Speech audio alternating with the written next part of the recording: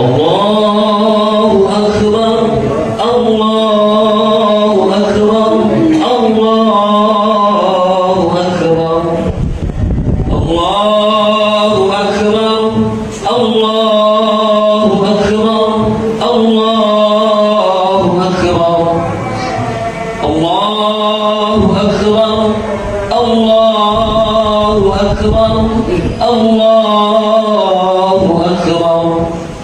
La ilaha illallah, Allahu Akbar, Allahu Akbar, walillahil hamd. Alhamdulillah, alhamdulillahil malikid dayyan, wassalatu wassalamu ala Muhammadin sayyidi waladi adnan wa ala alihi wa syarika lah al-munazzahu anil misliyati wal jilati wal zamani wal makan. Wa ashhadu anna sayyidana Muhammadan abduhu wa rasuluhu alladhi kana khuluquhul Qur'an.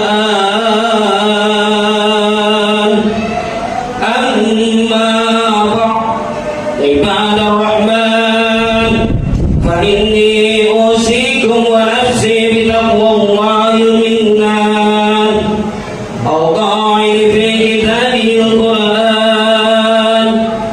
Bismillahirrahmanirrahim.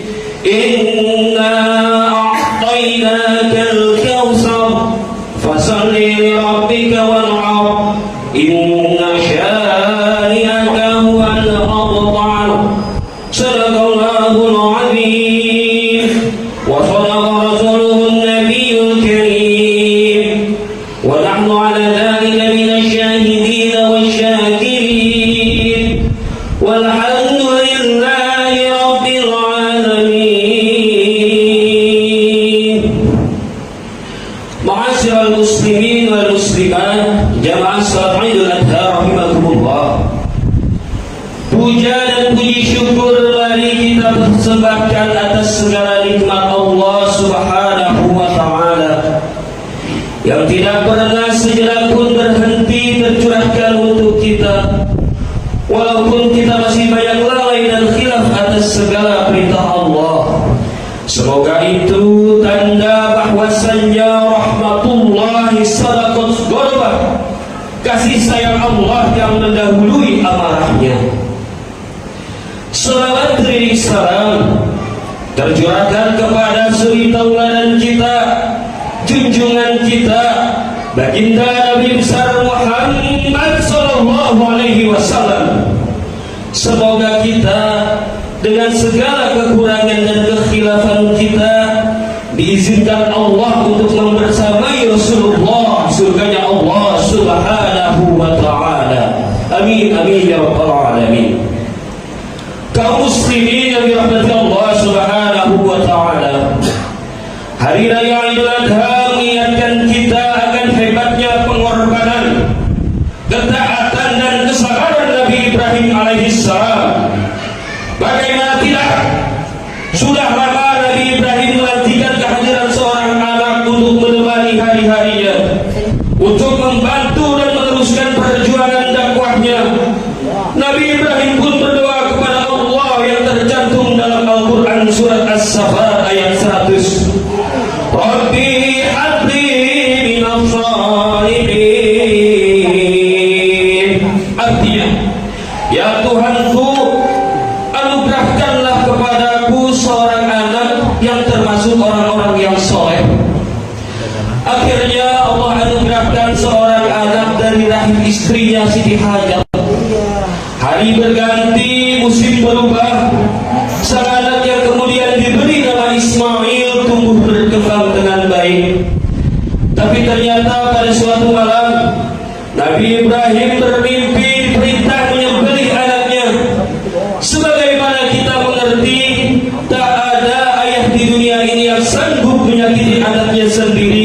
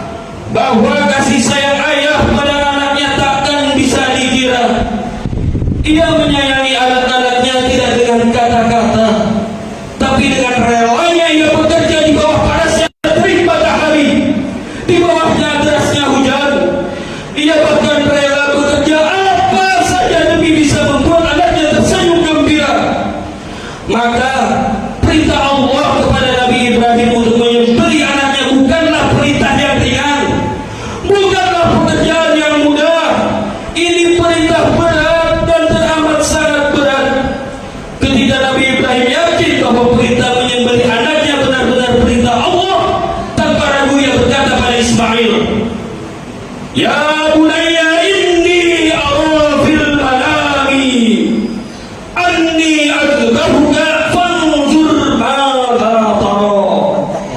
Wahai anakku, sungguh aku bermimpi bahwa aku menyembelihmu.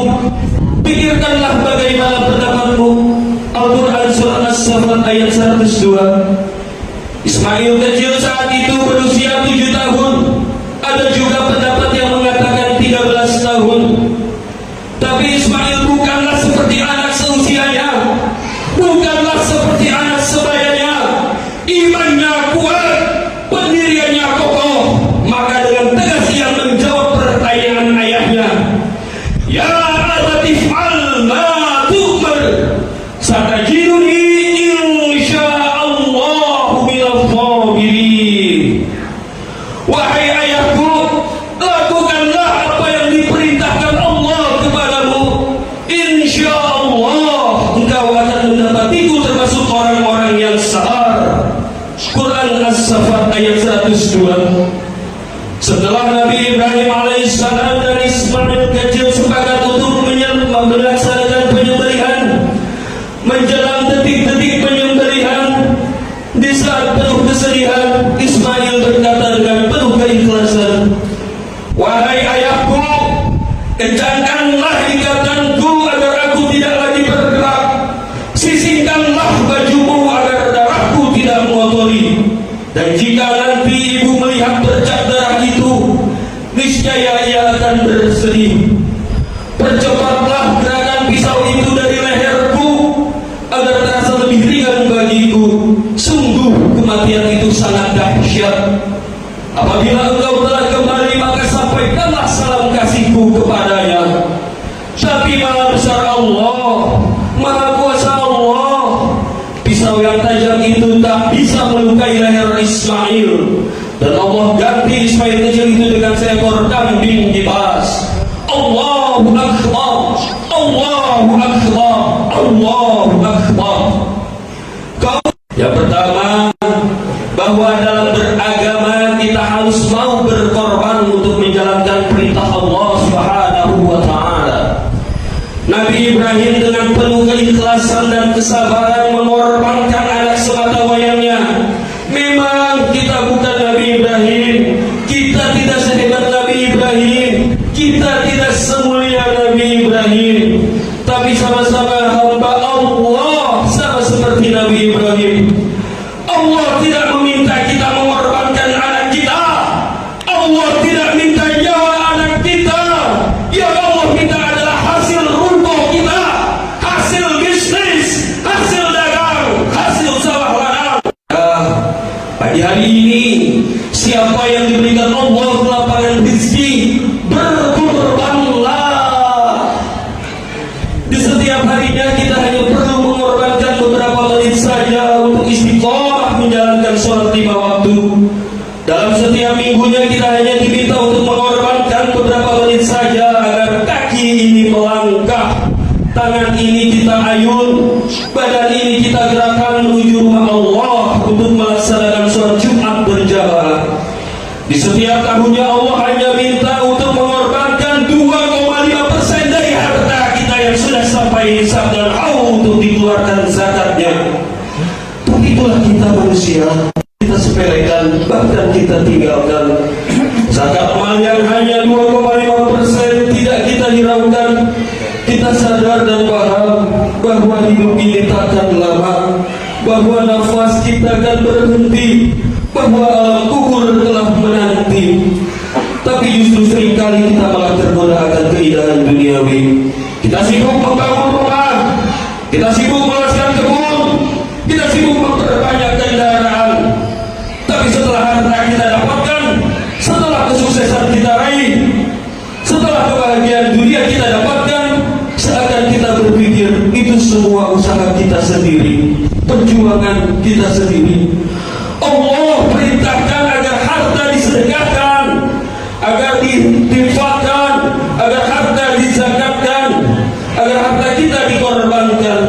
Namun kita enggak, kita merasa sayang ke dalam neraka.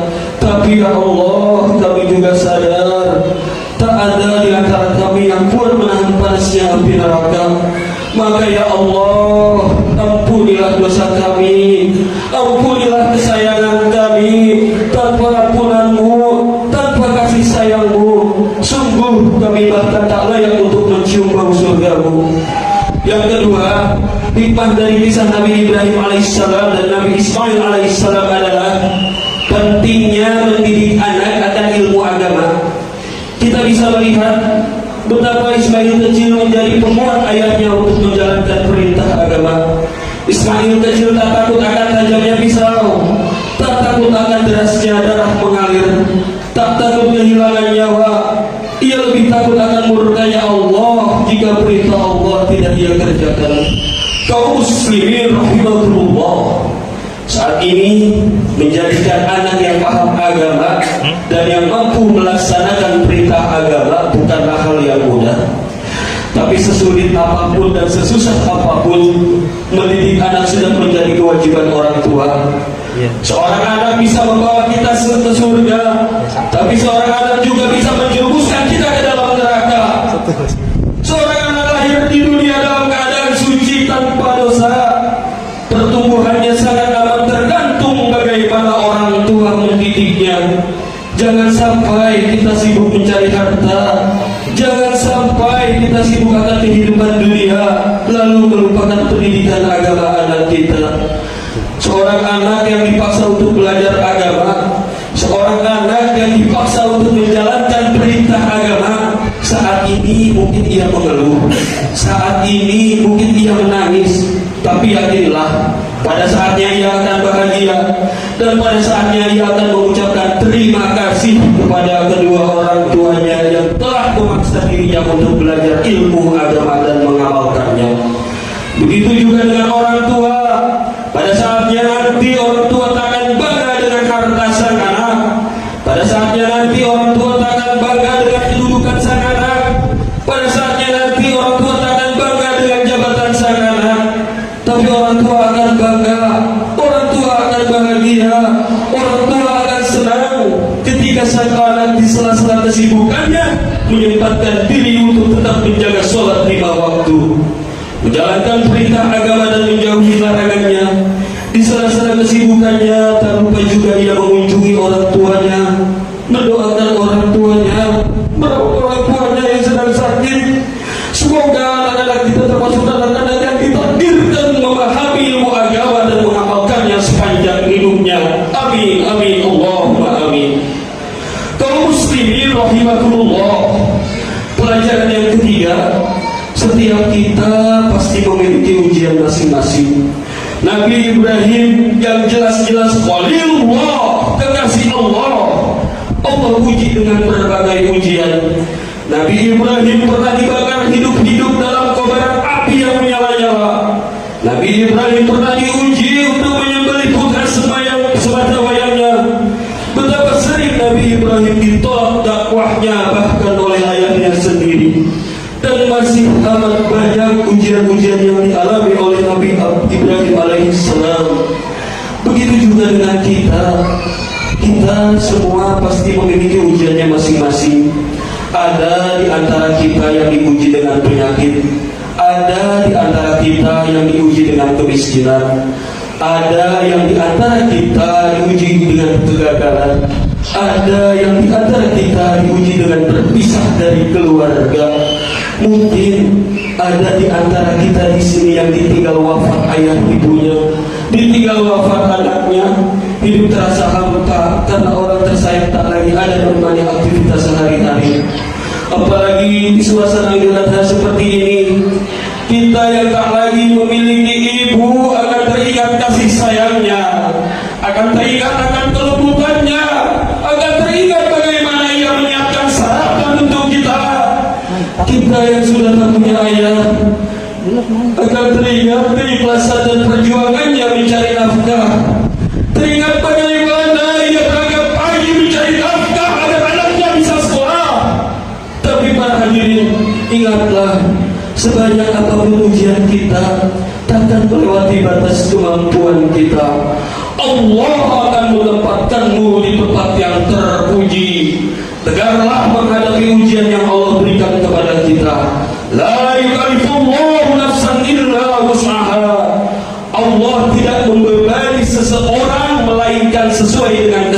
kehidupannya. Dan ingat juga para hadirin, terkadang ujian tidak hanya berupa kesulitan, tidak hanya berupa kesusahan, terkadang ia berupa kesenangan, kebahagiaan, kemewahan. Dan justru seringkali ujian seperti itulah yang membuat kita terlena. Kita merasa tak lagi penting melaksanakan sholat karena hidup sudah bahagia dan aman-aman saja. Kita merasa tak perlu bersedekah karena harta yang kita miliki seakan murni usaha kita sendiri. Kesibukan, kebahagiaan, kesenangan duniawi melupakan kita ada kewajiban kita sebagai seorang muslim. Padahal tak ada satupun di antara kita yang hidup kekal di dunia. Kita semua pasti akan wafat. Kita semua pasti akan sampai pada satu waktu di mana tubuh kita tak lagi bisa bergerak, jantung kita berhenti berdetak. Ya Allah, takdirkanlah kami menjadi hamba-Mu yang selalu melaksanakan perintah-perintah-Mu, ya Allah. Kuatkanlah kami untuk menghindari berbagai macam kemaksiatan, ya Allah. Ya Allah, kami sadar kami penuh dosa, kami sering lalai akan perintah-Mu, ya Allah. Justru berbagai nikmat yang Kau berikan banyak kami gunakan untuk maksiat. Ampunilah dosa-dosa kami, ya Allah. Ampunilah dosa-dosa kami, ya Allah. Ampunilah dosa-dosa kami, ya Allah. Dan ampunilah dosa-dosa kedua orang tua kami, ya Allah. Sembuhkanlah orang tua kami yang sedang sakit, ya Allah. Berikan kesempatan membahagiakan kedua orang tua kami, ya Allah. Berikan kami kesempatan untuk membalas jasa-jasa kedua orang tua kami, ya Allah. Dan untuk orang tua kami yang sudah tiada, ampunilah dosa-dosa mereka, ya Allah. Lipat gandakanlah pahalanya. Ampunilah dosa-dosanya, ya Allah. Hanya kepada Kamu kami meminta, hanya kepada Kamu kami memohon. Jadikan anak-anak kami anak-anak yang soleh, ya Allah. Anak-anak yang berbakti kepada kedua orang tuanya, ya Allah. Anak-anak yang bermanfaat bagi agama dan bangsa ini, ya Allah. Amin, amin, Allah. Amin. Jemaah salat dirahmatullah. Demikianlah tugas kita hari ini. Semoga bermanfaat khususnya untuk diri pribadi dan umumnya untuk jamaah sekalian. Barakallahu fil Qur'anil Karim wa nafa'ani wa iyyakum bima fihi min al-ayati wal hakim. Wa taqabbalallahu minna wa minkum innahu huwas samiul alim. Wastaghfiruhu innahu huwal ghafur.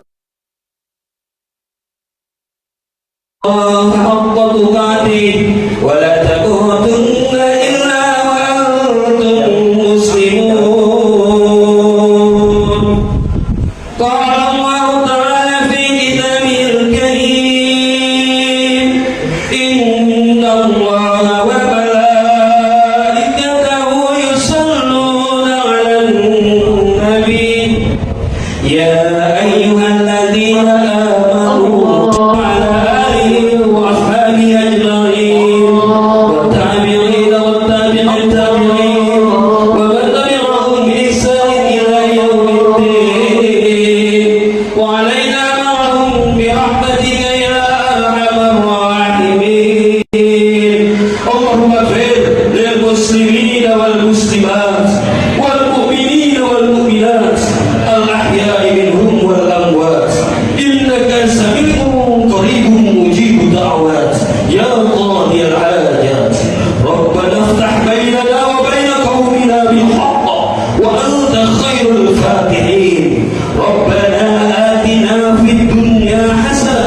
وفي الآخرة حسنة وقنا عذاب النار.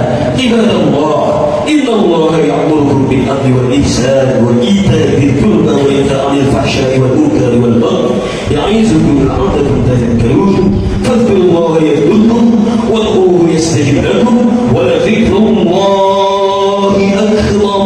Selamat Hari Raya Idul Adha 1445 Hijriah. Assalamualaikum warahmatullahi wabarakatuh.